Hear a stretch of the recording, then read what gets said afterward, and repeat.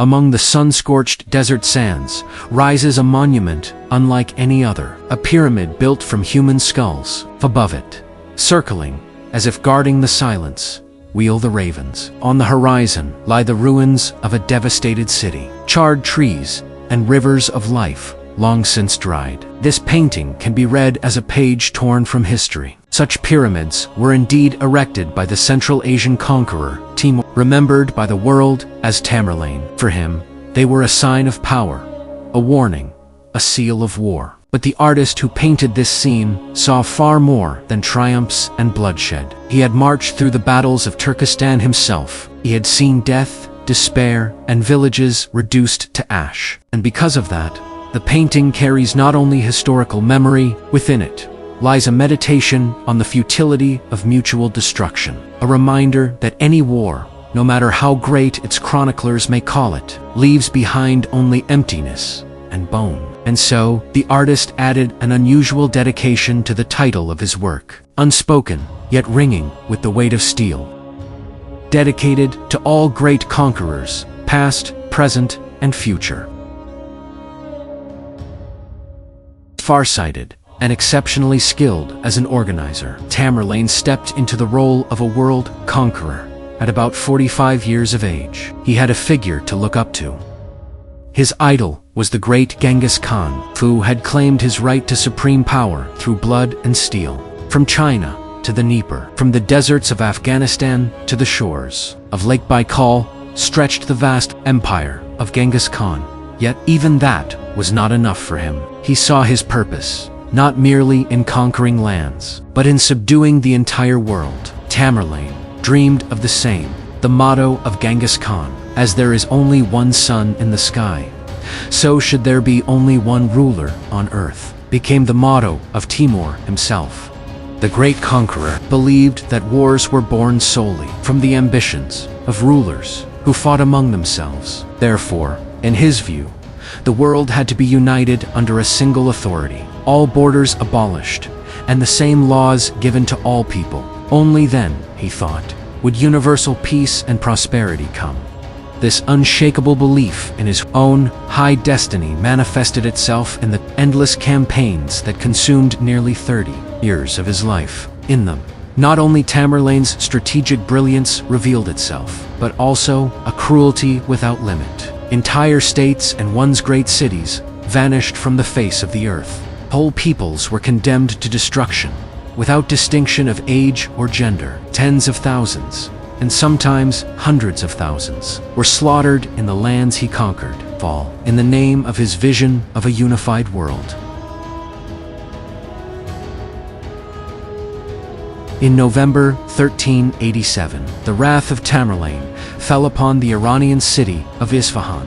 At first, the city capitulated and submitted to the conqueror. The governor Muzaffar Ikashi personally brought him the keys to the city gates. After this, Tamerlane, as usual, demanded tribute, stationed a small garrison in the city, and continued his campaign. However, the soldiers left in Isfahan, intoxicated by their easy victory, quickly lost all discipline. They wandered the streets, insulting the citizens, harassing women, and abusing men. Anger began to rise. People started to gather spontaneously in the main square. Someone raised a call to strike, and the enraged crowd fell upon the garrison. Almost all of Tamerlane's soldiers were killed, one by one. When messengers caught up to Tamerlane's army and informed him of what had happened, he immediately turned his forces back. The fate of the city was sealed. The conqueror ordered the execution of the entire population, sparing only the clergy and the families who had hidden and protected his soldiers. By dawn,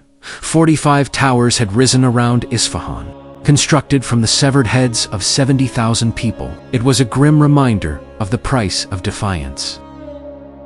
In 1389, the fortress of Sabzavar in Iran was captured. Here, the cruelties of Tamerlane reached horrifying proportions. According to legend, he ordered his soldiers to throw living people into the trenches and seal them in with broken bricks and lime, thus raising what came to be called the Moaning Walls.